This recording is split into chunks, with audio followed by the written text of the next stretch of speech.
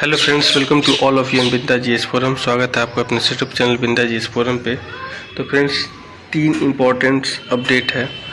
पहला, आपका जितने भी लोग बीटेक डिग्री डिप्लोमा में हैं उनके लिए, और दूसरा अपडेट है जो रेलवे में अपकमिंग वैकेंसीज जो टेक्नीशियन का आने वाला था वो ऑफिशियल उसका नोटिफिकेशन जारी कर दिया गया है।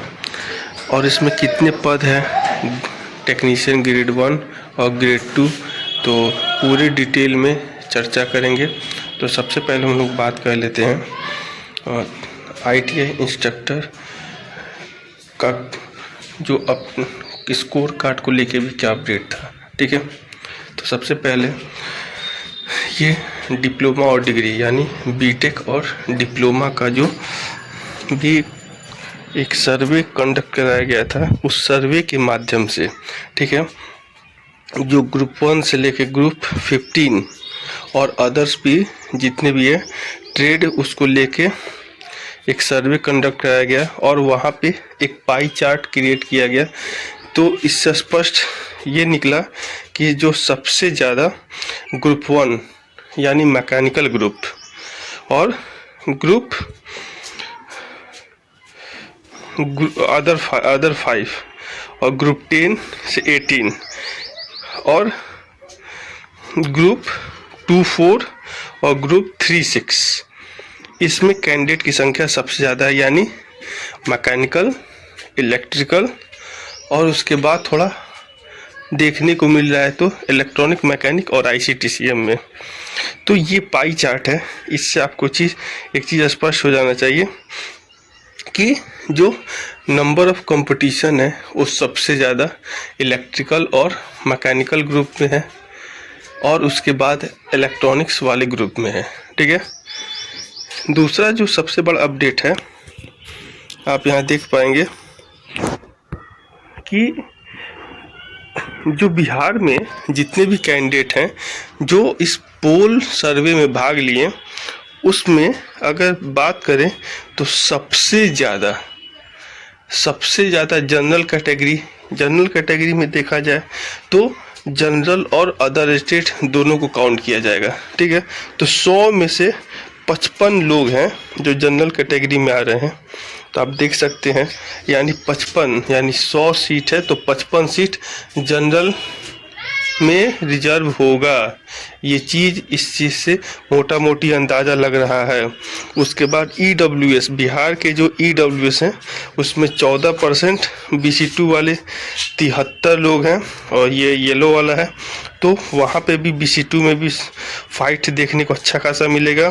और ले देके थोड़ा सा एवरेज हैं EBC वाले, जहाँ पे 40 और SC ST वाले जितने भी कैंडिडेट CBT मार्क्स अगर क्रॉस कर गए हैं तो उनको ज़्यादा परेशान होने की ज़रूरत नहीं है, वो एग्ज़ाम क्वालिफाई कर जाएंगे।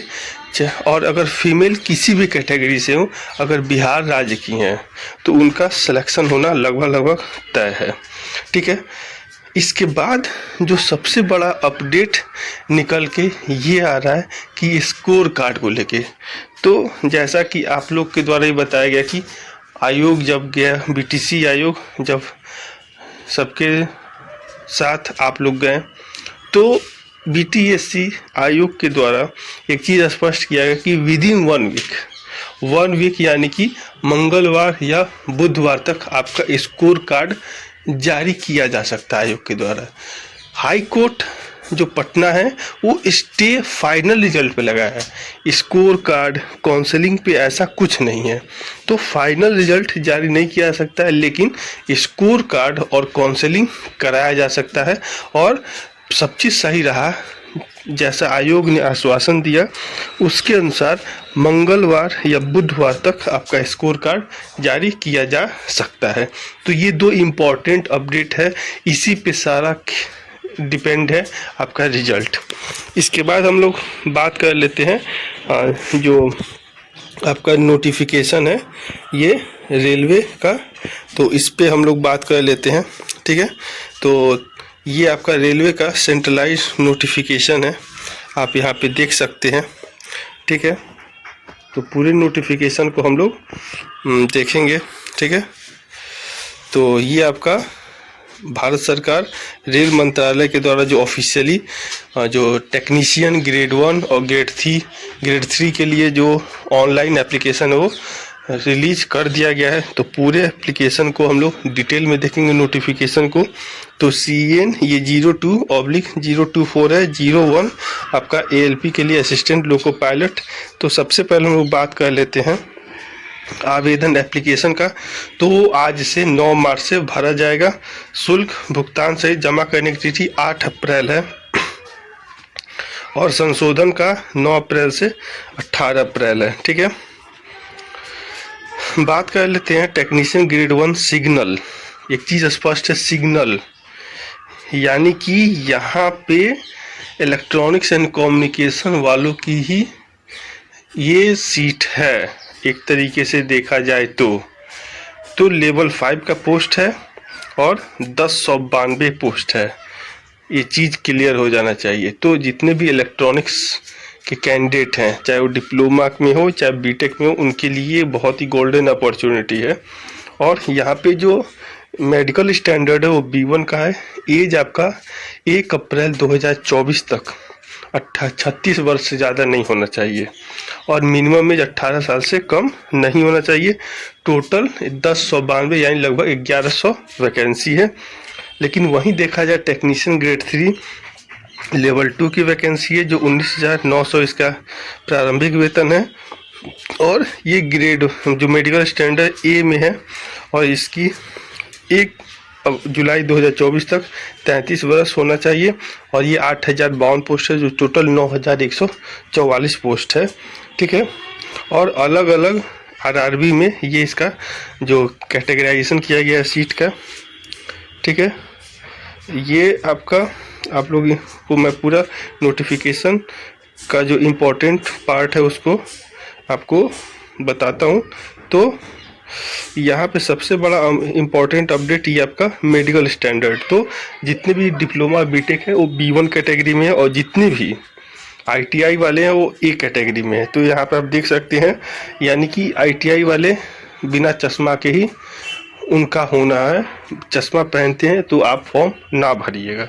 लेकिन जितने भी बीटेक डिप्लोमा है वो अगर चश्मा पहनते भी और नहीं पहनते भी तो उनके ऊपर कोई फ़र्क नहीं पड़ने वाला है, ठीक है। भारत का नागरिक को ये सबको पता है। बाकी जो रिजर्वेशन पॉलिसी है वो एज इट इज़ है, ठीक है।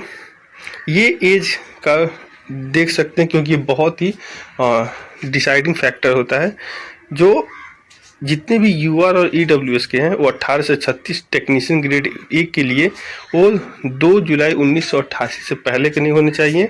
और जो ये क्या कहते हैं आपका टेक्नीशियन ग्रेड 3 के है वो 2 जुलाई 1991 के पहले के नहीं होने चाहिए, ठीक है।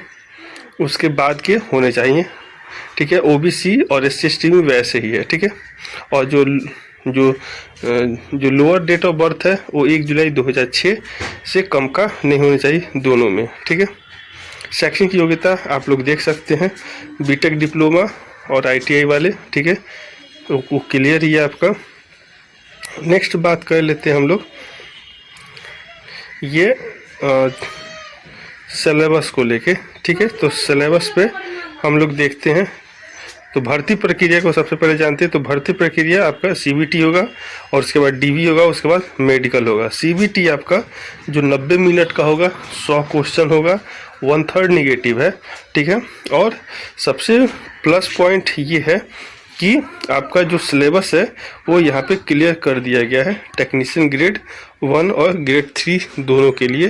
तो आपका यहाँ पे देख सकते हैं जो रीजनिंग है 10 क्वेश्चन होगा, जो जनरल रीजनिंग आपका 15 क्वेश्चन, और जो आपका current affair 10 question, computer 20, math आपका 20 और साइंस एंड इंजीनियरिंग आपका कितना 35 क्वेश्चन होगा।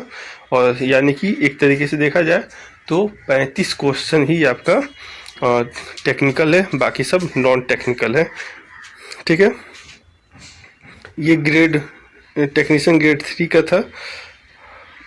अब यहाँ पे हम लोग देख लेते हैं टेक्नीशियन ग्रेड, ये ग्रेड 3 का था और ये आपका टेक्नीशियन ग्रेड 1 का था। ये टेक्नीशियन ग्रेड 1 का है, ठीक है। अब यहाँ पे देख लेते हैं टेक्नीशियन ग्रेड 3 के लिए। तो ये आपका टेक्नीशियन ग्रेड 3 के लिए है। यहाँ पे आपको मैथ पूछा जाएगा 25, रीजनिंग 25, आपका साइंस पूछा जाएगा 40 और करंट अफेयर 10 मार्क का, ठीक है। तो एक तरीके से अगर देखा जाए तो 100 रुपये यहाँ पे आपको 500 रुपये लगेंगे, ठीक है। और ये डिफरेंट आरआरबी है। तो एक चीज़ मैं स्पष्ट कर दूं कि आप अपने पास के आरआरबी से भरे तो ज़्यादा बेटर है, थोड़ा सा मेहनत कर ले। क्योंकि इस बार ज़्यादा सीट है नहीं कि आप चाहे तो साउथ में चले गए, चाहे तो आप नॉर्थ ईस्ट में चले गए, चाहे तो आप ऐसे बोर्ड में चले गए जहाँ पे सिलेक्शन, तो ये ऐसी इस जो मनग्रंथी है इससे दूर रहें, ठीक है। तो ये आपका जो पूरा प्रोसेस है मैं आपको लगभग बता दिया। और जहाँ तक रहा फ़ोटो का, तो फ़ोटो को भी हम लोग देख सकते हैं।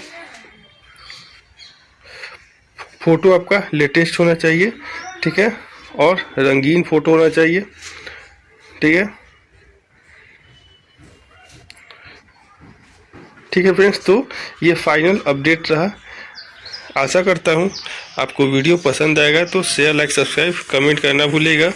एक चीज़ मैं आपको स्पष्ट कर दूँ, यहाँ पे टेक्नीशियन ग्रेड 1 के लिए या आप चाहे किसी भी मान्यता प्राप्त विश्वविद्यालय से बीएससी फिजिक्स होना चाहिए, या बीटेक इलेक्ट्रॉनिक्स, या कंप्यूटर साइंस, या आईटी, या इंस्ट्रूमेंटेशन, ये इतने लोग आपको टेक्नीशियन ग्रेड 1 में भर सकते हैं। और टेक्नीशियन ग्रेड 3 में जितने भी हैं इलेक्ट्रीशियन, फिटर, वायरमैन, वो सब भर सकते हैं, ठीक है। तो ये एक बहुत बड़ा अपडेट है, ठीक है फ्रेंड्स। आशा करता हूँ वीडियो पसंद आएगा तो शेयर, लाइक, सब्सक्राइब, कमेंट करना भूलिएगा। बेल आइकन को प्रेस कीजिएगा ताकि आपको सारा ऑफिशियल अपडेट मिलता रहेगा। Thanks for watching and listening on Binda GS forum. Keep continue your preparation. Thank you.